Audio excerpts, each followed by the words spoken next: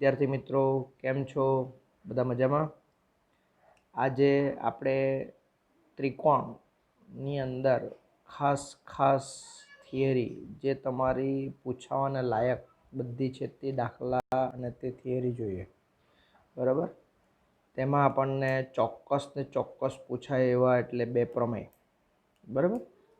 તો આપણે આગળ પણ એક પ્રમેય આ ચેપ્ટરમાં ચલાવેલો 6.1, પણ ત્યારબાદ આપણને ગવર્મેન્ટ દ્વારા 30% કોર્સ કેન્સલ છે, આપણે એમ કીધું 25થી 30%. તો તેની અંદર પહેલો પ્રમેય નીકળી જાય છે. એટલે આપણે પહેલી પરીક્ષા પૂરતો એને જોયો. વાર્ષિક બોર્ડની અંદરમાં એ પ્રમેય જોવાનો નથી. વાર્ષિક બોર્ડની અંદર આ બે પ્રમેય જોવાના છે આજના, અને તે ખાસ પૂછાશે ને પૂછાશે. ઓકે, એટલે હવે આ બે પ્રમેય ફાઇનલ રાખવાના. પણ આ બે પ્રમેય ચલાવવા માટે ત્રિકોણની સમરૂપતા આપણે જે વાત કરીએ ત્રિકોણ ચેપ્ટર, તો 9મા ધોરણની અંદર બી ત્રિકોણની અંદર જે બધી સમરૂપતા આવેલી, બે ત્રિકોણો સમરૂપ હોવાની શરતો, એકરૂપ હોવાની શરતો, બાખોબા, ખોખો, કાકબા, બા બા બા, આ બધી શરતો હતી. યાદ છે બધાને? યાદ આવે બધું? આવું બધું સરસ. તો એ બધું તમને પાછું યાદ હોવું જોઈએ. ન યાદ હોય તો આપણે પાછા એકવાર રિપીટેશન કરીએ, આપણે કાં વાંધો છે. બરાબર ને? પણ આજે આ બે પ્રમેય આજે જોવાના છે, અને એ બે પ્રમેય આજે ને આજે અત્યારે મોડે થઈ જવા જોઈએ. એટલે એટલો શાંતિથી આ વિડીયો જુઓ કે તેથી 5 માર્ક રોકડા થઈ જાય. બીજું, તમને દાખલા આગલે દિવસે કરાવ્યા જ છે, એટલા જ દાખલા જોવાના છે. હા, એક પ્લસ વાત, મેં કોર્સની અંદર જોયું તો કોઈ પણ રાઇડર આ ચેપ્ટરમાં માન્ય નથી. બરાબર ને? એક પણ રાઇડર પૂછાશે નહીં, બધી કેન્સલ છે આ વર્ષે. બરાબર? એમ દર વખતે પણ એ પૂછાતું નથી કે પ્રમેયના ઓપ્શનમાં નીકળી જાય. બરાબર? એટલે ખુશ સમાચાર, એટલે એક પણ રાઇડર ન કરતાં માત્ર દાખલા જોજો અને MCQ જોજો. ઓકે, તો આ એક ખુશ ખબર છે તમારા માટે. તો પ્રમેય આ ચેપ્ટરમાં પૂછાય અને એક MCQ પાર્ટના દાખલા પૂછાય. બરાબર ને? તો એ સરસ મજાના દાખલા અને પ્રમેય કેવી રીતના કરીએ, તો દાખલા આપણે આગલે દિવસે જોયા હતા. આજે આપણે એ દાખલાના મારા બનાવેલા દાખલા અને ઘણા બધા દાખલા મેં વધારેના દાખલા આપ્યા છે, એ બધા જ દાખલા સોલ્યુશન કરજો. ગમે ત્યારે મેં નોટ જોવા. બરાબર ને? એમાં દાખલા નહીં આવડે તો મેં તમને વારંવાર કહું છું કે મારો રૂબરૂ કોન્ટેક કરો અથવા વોટ્સઅપ કોન્ટેક કરો, કંઈ પણ રીતના કરો. અને એના માટે મેં તમને વારંવાર કહું છું, માત્ર 50 છોકરા એવા છે કે તે મસ્ત કોન્ટેક કરે છે. બરાબર ને? બાકીના છોકરા કોન્ટેક કરતા નથી. બરાબર? એટલે ખાસ ધ્યાનમાં રાખજો. ઓકે, તો ધ્યાનમાં રાખો ત્રિકોણોની સમરૂપતા. તો જો પહેલી કન્ડિશન, બે ત્રિકોણોના અનુરૂપ ખૂણાઓ સમાન હોય અથવા તેમની અનુરૂપ બાજુઓના ગુણોત્તર સમાન હોય. આ બે વસ્તુ કોઈ બી એક હોય તો જ હોય. બરાબર? ખૂણાઓ સમાન હોય તો જ બાજુઓ સમાન હોય, ને બાજુઓ સમાન હોય તો ખૂણાઓ સમાન હોય. તો અનુરૂપ ખૂણાઓ સમાન હોય અથવા અનુરૂપ બાજુઓના ગુણોત્તર. અનુરૂપ એટલે અત્યારે આ ત્રિકોણ દેખાતો છે તો AB, તો સામે કોણ દેખાય? PQ, તો તેને અનુરૂપ કહેવાય. ABની સાથે PR નહીં કહેવાય. AB તો PQ. અનુરૂપ બાજુઓના ગુણોત્તર સમાન હોય તો તે બે ત્રિકોણો સમરૂપ કહેવાય. બરાબર? એને આપણે તો જ આપણે એકરૂપતાની નિશાનીમાં આપી શકીએ. આર્યા. બરાબર? એને સમરૂપ એકરૂપતાની શરતમાં આવી શકે. ઓકે, તો તેના માટે આપણે શું કરી શકાય? પહેલાં ધ્યાનમાં રાખો. ધારો કે બે ત્રિકોણ આપેલા છે ABC અને PQR. તેમાં Aની સામે P એકરૂપ છે. કોણ? Aની સામે. બરાબર? P સરખો છે, Bની સામે Q સરખો છે, અને Cની સામે R સરખો છે. તો આવા વખતે બંને ત્રિકોણ ABC અને PQR તમારો સમરૂપ કહેવાય. એટલે સમરૂપતાની નિશાની એટલે એકરૂપ સંજ્ઞા. જો ધ્યાનમાં રાખો, એકરૂપ.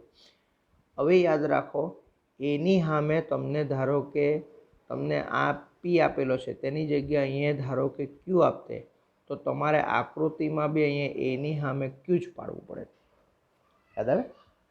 ત્રિકોણ ગમે તે બોલે, તમારો PQR બોલે કે ગમે તે બોલે, પણ આકૃતિ કોના આધારે પડે? સામ સામે કયો ખૂણો છે તેના પર આધાર રાખે. એની સામે ક્યુ, તો સામે ઉપર ક્યુ જ પાડવું પડે. આ ધ્યાનમાં રાખજો. વેરી ઇમ્પોર્ટન્ટ લોજિકલી પ્રશ્નો, બરાબર ને, અને નોટ કરવા જેવી વાત. ઓકે. બીજું, જે બાજુઓ સપ્રમાણ AB તો PQ, તો AB ની સામે PQ જોવો જોઈએ. BC તો સામે QR છે, તો BC QR આપેલો છે. તેમ AC અને PR આપેલો, તો AC તો સામે PR જોવું જોઈએ.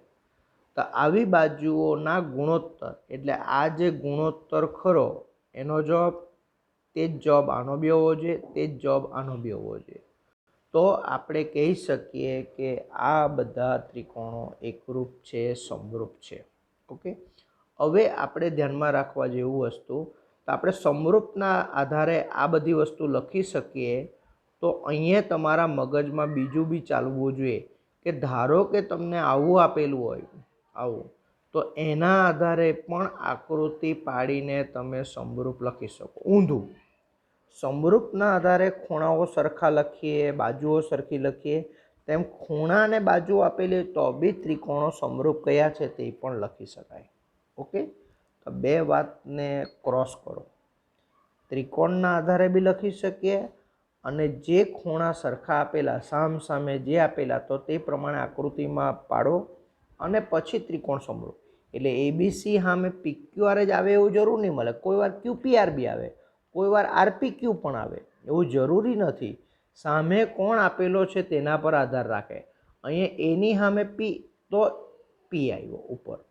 એની સામે પહેલેથી જ Q હતો, તો અહીંયા Q આવતે. સમજ પડી વાતમાં?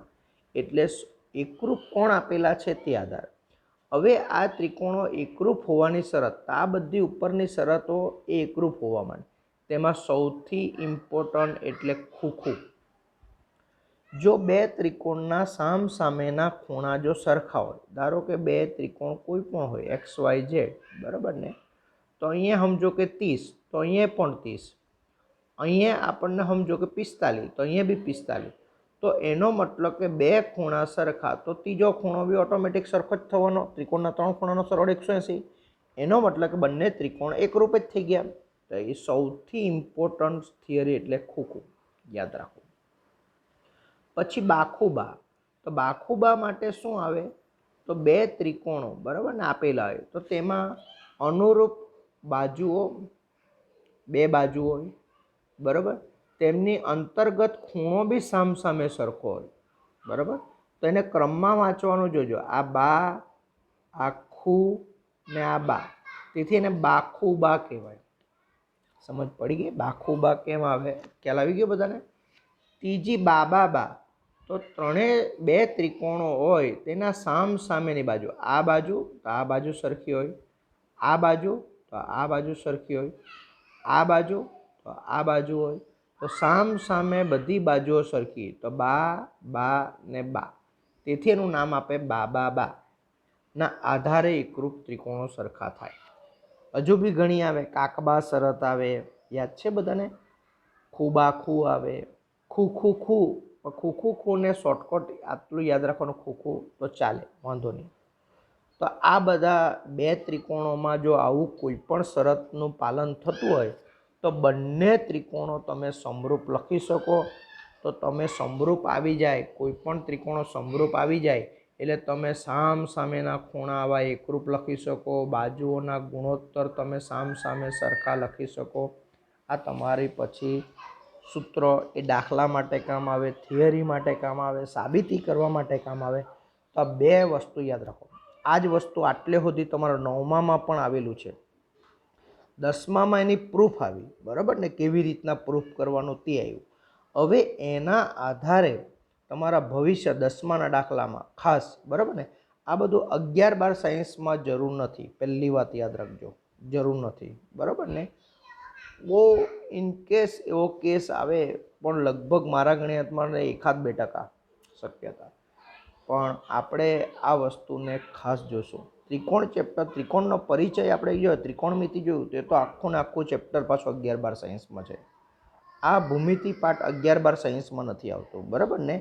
તો હવે આ પ્રમેય આપણે સમરૂપ સાબિત કરવું હોય, બરાબર ને, તો આ પ્રમેય કેવી રીતના સાબિતી કરી શકાય તો તે જોઈએ. તો આપણો પહેલો પ્રમેય પરીક્ષામાં પૂછાય તેવો એટલે બે સમરૂપ ત્રિકોણોના ક્ષેત્રફળ. બે સમરૂપ એટલે બે ત્રિકોણો સમરૂપ આપેલા જ છે તમને, એનો મતલબ કે બે ત્રિકોણોના સામસામેના ખૂણા બી બધા સરખા અને સામસામેની બાજુઓના ગુણોત્તર બી સરખા. આ સમરૂપનો અર્થ આવો થાય, યાદ રાખો, બરાબર ને. તો તેના ક્ષેત્રફળનો ગુણોત્તર, હવે ક્ષેત્રફળ આવે ત્રિકોણમાં એટલે 1/2 પાયો ગુણ્યા વેધ સૂત્ર આવડવું જોઈએ, પહેલું મગજમાં આવવું, બરાબર. તેમની અનુરૂપ બાજુઓના ગુણોત્તર, અનુરૂપ બાજુઓ એટલે જેમ AB ભાગ્યા PQ, આ બધી અનુરૂપ બાજુઓના ગુણોત્તર ના વર્ગ બરાબર થાય, એના વર્ગ બરાબર થાય. આવું એક આપણે સાબિતી કરવાનો છે પ્રમેય, મોસ્ટ આઈએમપી છે. તો પ્રમેયનો આ હેતુ કહેવાય, બે સમરૂપ ત્રિકોણોના ક્ષેત્રફળનો ગુણોત્તર તેમની અનુરૂપ બાજુઓના ગુણોત્તરના વર્ગ બરાબર હોય છે. મોસ્ટ આઈએમપી પ્રમેય છે, જે મેં અહીંયા લખી જ દીધો છે પહેલેથી જ, મોસ્ટ આઈએમપી, યાદ રાખો, બરાબર. હવે ખાસ વસ્તુ, તો તમને આની અંદર એક લોજિક આવડવું જોઈએ કે તમને આપેલું શું કહેવાય. તો બે સમરૂપ ત્રિકોણોના ક્ષેત્રફળનો ગુણોત્તર, તો બે સમરૂપ ત્રિકોણ તમને આપેલું એને પક્ષ કહેવાય. શું કહેવાય? પક્ષ કહેવાય, યાદ રાખો. તો તમારે બે ત્રિકોણ લઈ લેવાના, તો નામ લઈ લે ત્રિકોણ ABC અને ત્રિકોણ PQR, એ સમરૂપ છે. હવે સમરૂપ એટલે આપણે શું કીધું, તો સામસામેની બાજુઓના ગુણોત્તર સમાન થાય. તો જોઈ લો, AB ભાગ્યા PQ, BC ભાગ્યા QR, AC ભાગ્યા PR, અને સામસામે ખૂણા લખવો હોય તો બી લખવાનો, ખૂણો A એકરૂપ ખૂણો P, આ બધું લખી શકાય. ખૂણો B એકરૂપ ખૂણો Q, ખૂણો C એકરૂપ ખૂણો R. આટલું તમને આપેલું છે, આને પક્ષ કહેવાય. હવે સાબિતી શું કરવાની છે, તો ત્રિકોણના ક્ષેત્રફળનો ગુણોત્તર એટલે સાધ્ય, સાબિતી કરવાનો એટલે એને સાધ્ય કહેવાય. તો ત્રિકોણ ABCનું ક્ષેત્રફળ એટલે એને શોર્ટકટ આખો શબ્દ નહીં લખવું હોય, ત્રિકોણ ABCનું ક્ષેત્રફળ, તો માત્ર તમે ABC લખો એટલે પણ સમજી જવાય કે ત્રિકોણ ABCનું ક્ષેત્રફળ. ઓકે, આ ધ્યાનમાં રાખજો, આવું બધું નોટ રાખવાનું કે આખો શબ્દ નહીં લખવો હોય તો માત્ર ABC લખે એટલે ગણિતની ભાષામાં એમ કહેવાય કે ત્રિકોણ ABCનું ક્ષેત્રફળ. તે રીતના ત્રિકોણ PQRનું ક્ષેત્રફળ, તો તે શું કીધું, અનુરૂપ બાજુઓના ગુણોત્તર. અનુરૂપ બાજુ એટલે કોણ? AB ભાગ્યા PQ, BC ભાગ્યા QR, AC ભાગ્યા PR. ગુણોત્તરના વર્ગ બરાબર એટલે એનો વર્ગ લખેલો છે, આખાનો વર્ગ લખો કાં તો સેપરેટ લખો તો બી ચાલે. તો પક્ષ અને સાધ્ય આ છે. પ્રમેયની અંદર પક્ષ સાધ્ય પહેલાં લખવું પડે, આકૃતિ પાડવી પડે. આકૃતિ ABC પાડ્યા, PQR પાડ્યું, સમજ પડી ગઈ બધાને. સમરૂપ આપેલા છે તેમાં વર્ગ નહીં લખ્યા, કેમ કે સમરૂપ આપેલા તેમાં વર્ગ નહીં. સાબિતી કરવામાં આપણે ગુણોત્તરનો વર્ગ બરાબર, એટલે અહીંયા ગુણોત્તરની અંદર આપણે વર્ગ રાખ્યો છે. ઓકે, ને આવું પરિણામ લાવવાનું છે. તો પહેલામાં પહેલું એવું લાવવું હોય તો આપેલા બે ત્રિકોણની અંદર પહેલાં આપણે બે વેધ પાડી દીધા, કેમ કે ક્ષેત્રફળ આવે એટલે વેધ પાડવા જ પડે. તો AM અને AN એ બે વેધ પાડ્યા, જે BCને અનુક્રમે અને QRને લંબ છે. લંબ હોય તો જ એને વેધ કહેવાય. તો આપણે અહીંયા આપણે બે વેધ પાડી દીધા. શું? AM અને PN દોર્યો. ઓકે, આકૃતિ મગજમાં આવી ગઈ. તમે પણ આકૃતિ પાડી જ દેજો, પહેલાં પ્રમેય લખતા જાઓ અને સમજતા જાઓ તો 100% અહીંને અત્યારે પ્રમેય આવડી જશે. હવે ત્રિકોણ ABCનું ક્ષેત્રફળ એટલે આપણને ખબર 1/2 પાયો એટલે BC, વેધ એટલે કોણ? AM. ત્રિકોણ PQRનું ક્ષેત્રફળ 1/2 પાયો એટલે QR, વેધ એટલે PN. લખેલું છે, આકૃતિ પ્રમાણે લખી કાઢ્યું. આટલું આવડે કે નહીં બધાને? તો 100% આટલું આવડે, બધાને આવડે. તો આપણે પહેલાં પાડી દીધો. હવે આ બંનેનો આપણે ગુણોત્તર લઈએ. બંનેનો શું લઈએ? આપણે ગુણોત્તર લઈએ. તો બંનેનો ગુણોત્તર એટલે ABC ભાગ્યા PQR. આ બાજુ આ સૂત્ર અને આ સૂત્રને એકબીજાના છેદમાં લખી દો, તો એમાં 1/2 ઉડી ગયા. તો માત્ર BC ગુણ્યા AM નીચે QR ગુણ્યા PN આટલું રહી ગયું. તો આને નામ આપણે આપીએ પરિણામ નંબર 1. દેખાય બધાને આને પરિણામ નંબર 1? આટલું આવડી ગયું. શું કર્યું અત્યાર સુધી? બે ક્ષેત્ર આપણે બે વેધ પાડ્યા અને તેના આધારે ત્રિકોણનું ક્ષેત્રફળ લખી કાઢ્યો, બંનેનો ગુણોત્તર લખ્યો, ગુણોત્તર લખ્યો એટલે હા પડી ગયા. ક્લિયર કામ? ઓકે. હવે આ વેધ પાડ્યા તો તમને આની અંદર બે ત્રિકોણ આપણને દેખાય. કયા કયા? ABM અને PQN તમને દેખાય રહ્યા? ABM અને PQN. તો તમે જોજો બંને ત્રિકોણોની અંદર મેં તમને ખાલી વાત કરું કે એ વાત કરવામાં તમારે ખાસ ધ્યાન રાખવું. બંને ત્રિકોણમાં પહેલેથી B ને Q તો સરખા જ હતા. જુઓ, B ને Q તો સરખા જ હતા પહેલેથી જ. પક્ષ હતો એ તો બંનેના સામસામના ખૂણા. અને M આગળ 90 તો N આગળ બી 90 એટલે બીજો બી ખૂણો સરખો એ બે ત્રિકોણમાં. તો બે ત્રિકોણમાં ખૂણો ખૂણો સામસામેનો સરખો, એનો મતલબ કે બંને કેવા કહેવાય? સમરૂપ કહેવાય. તો આપણે આ લખી શકીએ કે આ બે ત્રિકોણ કયા કયા? ત્રિકોણ ABM અને ત્રિકોણ PQN માં આપણો B અને Q સામસામે સરખો અને MN સરખો કાટકોણ છે. એટલે પેલો સમરૂપના આધારે કીધો, પહેલેથી સમરૂપ આપેલા એટલે સામસામેના ખૂણા સરખા જ હોય. કાટકોણ આપણે પાડ્યો તો કાટકોણ એટલે 90 જ આવે. તો બંને ત્રિકોણ આપણા કયા કયા? ABM અને PQN કેવા કહેવાય? ખૂખુના આધારે સમરૂપ કહેવાય. ઓકે. હવે સમરૂપ એટલે એનું બી એક સૂત્ર આવે આ ત્રિકોણ માટે, ABM માટે અને PQN માટે. તો આપણે પહેલાં લખીએ AB ના છેદમાં PQ લખ્યા રહ્યા બરાબર. અહીંયા AM ના છેદમાં PN તો તે બી લખવા રહ્યા. બાકીની ત્રીજી બાજુ લખવું હોય તો પણ લખવાની, પણ જરૂર નથી આપણને. તો AM તમે અથવા આમ જ જોઈ આ આકૃતિમાં જ જોઈ લો. પાછા તમે આકૃતિમાં જોઈ લો તો તમે શું કર્યું? AB તો PQ ને AM તો PN કહેવાય. વસ્તુ આટલી જ છે આપણે, તો એ લખવું પડે. તો આપણે બે અડધા ત્રિકોણોને પણ આપણે સાબિતી કરી તો તેમાં આપણું પરિણામ આવ્યું. AM શું આવ્યું? AM ભાગ્યા PN is equal to AB ભાગ્યા PQ. પરંતુ પક્ષમાં આપણને ખબર છે કે જે બાજુનો ગુણોત્તર AB ભાગ્યા PQ તો તે BC ભાગ્યા QR અને AC ભાગ્યા PR આ બધું સરખું જ છે કે AB ભાગ્યા PQનો જે જવાબ આવે તે બધા આનો બી જવાબ છે જ આપણને. એનો મતલબ કે AB ભાગ્યા PQની જગ્યાએ આમાંથી કોઈ પણ લખે તો ચાલે. તો આપણું સમીકરણ એક આપણે અટકેલું હતું. ત્રિકોણ ABCનું ક્ષેત્રફળ BC ગુણ્યા AM નીચે QR ગુણ્યા PN અટકેલું હતું કે નહીં? તો તેમાં BC ભાગ્યા QR તો BC ભાગ્યા QRની જગ્યાએ AB ભાગ્યા PQ લખી શકાય કે નહીં? જુઓ, તેમ AM ભાગ્યા PN તો તમે AB ભાગ્યા PQ એની જગ્યાએ બી લખી શકો. એનો મતલબ તમે જુઓ અહીંયા ઉપર ABનો વર્ગ થઈ ગયો અને નીચે PQનો વર્ગ થઈ ગયો. આવી ગયું આપણું પરિણામ. હવે AB સ્ક્વેર ભાગ્યા PQ સ્ક્વેર લખીએ તો પક્ષના આધારે ખબર કે એ બધા ગુણોત્તરો તો બધા સરખા જ હતા. એનો મતલબ તો કોઈ બીનો વર્ગ લખી શકાય.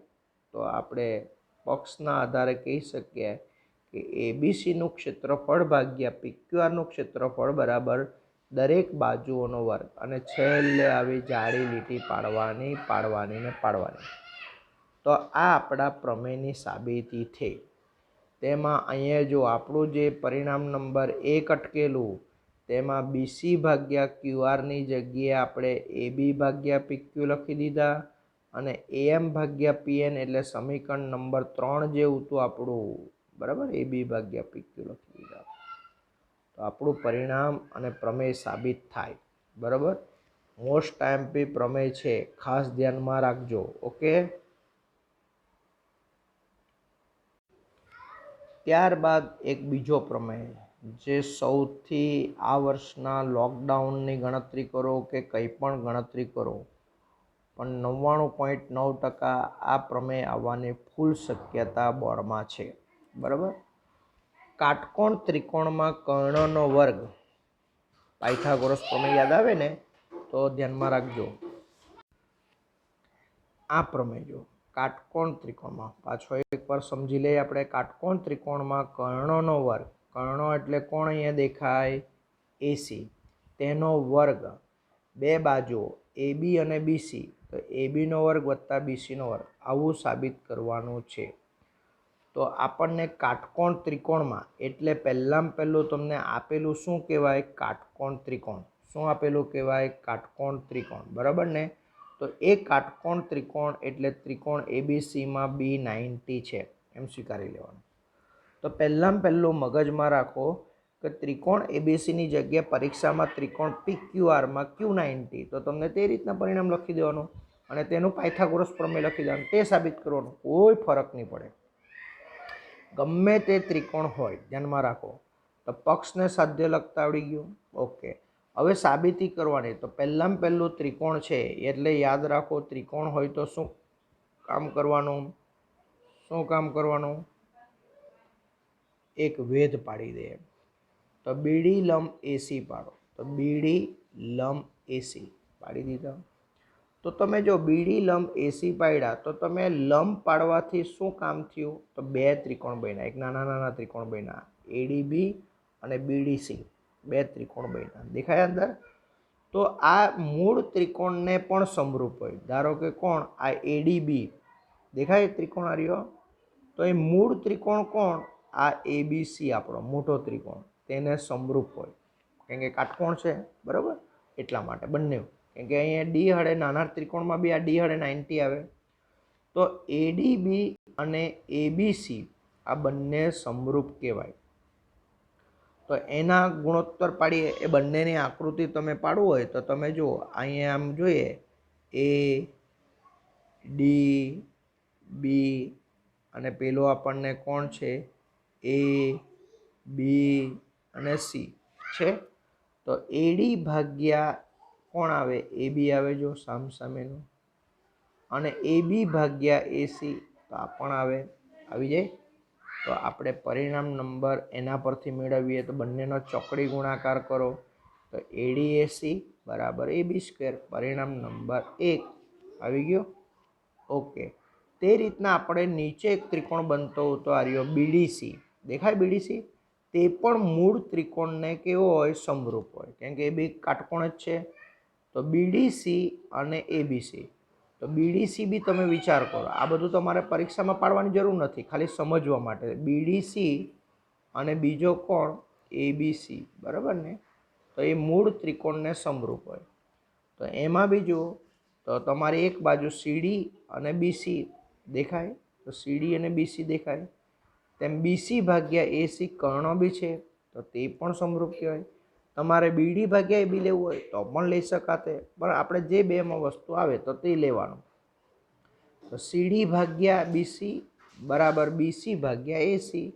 તો એ બેનો ચોકડી ગુણાકાર કરો તો સીડી એસી બરાબર બીસી સ્ક્વેર. પરિણામ નંબર 1 આવી ગયો. Okay, very good. હવે આપણને આ બંને પરિણામ આવ્યા, એ બંને પરિણામ આવ્યા, આ મેઇન વાત છે, બરાબર? કેવી રીતના આવ્યા એ પાછું આ જુઓ તો જ ખબર પડે. હવે આ બંનેનો સરવાળો કરીએ. તો પહેલાં પહેલું યાદ રાખો, સરવાળો કરવાનો તો ડાબી બાજુનો સરવાળો થાય. જો અહીંયા આપેલું છે એડી એસી વત્તા સીડી એસી આવ્યું. જમણી બાજુનો સરવાળો થાય તો એ બી સ્ક્વેર અને બીસી સ્ક્વેરનો સરવાળો કર્યો. આવી રીતના કરવાનો. હવે ડાબી બાજુનો જે સરવાળો કર્યો એ બંનેમાં કોમન કોણ દેખાય? એસી. તો એસી બહાર કાઢી લીધા. તો કાઉન્સમાં કોણ આવ્યા? એડી વત્તા સીડી. તો આ બાજુ એબી વત્તા બીસી સ્ક્વેર છે. હવે આકૃતિમાં તમે અહીંયા જુઓ, લંબ પાડેલો છે, બીડી પાડેલો હતો કે નહીં? તો અહીંયા એડી અને સીડી આ બેનો સરવાળો, એડી અને સીડીનો સરવાળો કોણ થાય? આખો એસી થાય કે નહીં? તો તમે અહીંયા લખી શકો આકૃતિ પરથી, એડી અને સીડીનો સરવાળો શું થાય? એસી. તો આની જગ્યા પર આપણે એસી લખવાનો. તો બહારનો પેલો એસી હાથના એસી ઇન્ટુ એસી એટલે એસી સ્ક્વેર. તો જુઓ એસી સ્ક્વેર બરાબર એ બી સ્ક્વેર વત્તા બીસી સ્ક્વેર. પરિણામ આવી ગયો. પરિણામ આવી ગયો એટલે આવી ડાગ લીટી પાડી દેવાની. તો આપણો આ પ્રમેય સાબિત થઈ ગયો. બહુ હેલો પ્રમેય છે, 100% પૂછાશે, 101% બોર્ડની અંદર પૂછાશે. તો આ પ્રમેયને એટલો રેડી કરી નાખો બંને પ્રમેય, બરાબર? બીજું મેં તમને કીધું, આગળ મેં દાખલા ગણાવ્યા જ છે, બરાબર ને? તો એ દાખલા ગણી કાઢો, બરાબર? એ દાખલા હાથના તમને વધારેના સ્વાધ્યાય જે આવડે તે કરો. પણ આની અંદર બાકીની રાઇડરો કોઈ કરવાની નથી અને રાઇડરો પૂછાતી નથી, બરાબર ને. નોલેજ માટે કરશો પણ એ રૂબરૂ મળશું ત્યારે આપણે કરાવશું, બરાબર. એની જરૂરિયાત નથી, મારી દૃષ્ટિએ જરા બી જરૂરિયાત નથી. એટલે આપણે પ્રમેય બધામાં તમારા 9મા 10મામાં તમે અત્યારે કેન્સર દાખલા છે તેમાં બધી રાઇડરો કાઢી નાખી છે, પ્રમેય રાખ્યા અને દાખલા રાખ્યા છે. એનું કારણ કે એ જ જરૂર છે ને ભવિષ્યમાં તો 11-12માની અંદર જરૂર નથી. આ બંને પ્રમેય તમને પાવરફુલ આવડવા જોઈએ અને બધી શરતો આવડવી જોઈએ અને આગલા દાખલા. એટલે આ ચેપ્ટરમાં બીજું આવું કંઈ પૂછાતું નથી. ઓકે, તો એ ખાસ જોઈ લો. ઘણા છોકરાઓ સ્કૂલ પર મળવા આવે અથવા ફોન કરે તો આ ચેપ્ટર સાહેબ પૂરું ક્યારે કરવાના, કેવું પૂછાશે. તો તમને 30% કેન્સલનું પરમિશનવાળું આવી જ ગયેલું છે તમારી સામે, બરાબર ને. પણ આપણે બધા જ દાખલાઓ, બધા જ થિયરી જોઈએ આપણે, જેથી તમને પાવરફુલ ચેપ્ટર રહે. કેમ કે ભૂમિતિ લગભગ 50% લોકોનું મગજ માથું દુખે. એટલે યાદ રાખો, મેક્સિમમ લોકો દાખલા ગણો. દાખલા લોકોમાં માત્ર 20-25-30 જણનો રિપ્લાય આવતો છે, બાકીના આટલા બધા છોકરાઓમાંથી કોઈનો રિપ્લાય આવતો નથી. એટલે લેસન કરતા છે કે બધા ઓવર ફોર્મમાં ચાલે એ પણ નથી ખબર પડતી. વિડીયો જોવાના કંટાળો આવતો છે એ પણ નથી ખબર પડતી. પણ તમારો રિપ્લાય આપે તો મને નવી નવી રીતે, નવી નવી ટેકનિકથી દાખલાઓ, પ્રમેયો બનાવવાનું મન થશે. કેમ કે છોકરાઓ ભણતા છે એવું લાગે મને. બાકી એમ જ ટાઈમપાસ કરવાનો હોય તો કોઈ અર્થ નહીં મળે. અમે પણ આટલો બધો સમય કાઢીએ તો તમને એનું આવડવું જોઈએ. એટલે આજના 2 પ્રમેય લખી કાઢો અને જાતે જ એને પાછા લખો. અને મારી દૃષ્ટિએ ત્રિકોણનું નામ બદલી કાઢવાનું અને તે પ્રમાણે લખી જોવાનું અને તે રીતના લખીને મારા પર મોકલાવાનું. મેં તમને ચેક કરીને તમને ફટાફટ મોકલી આપું. ઓકે, તો આટલા પ્રમેયો રેડી કરી નાખો ને આપણે આગળ જોશું. ઓકે.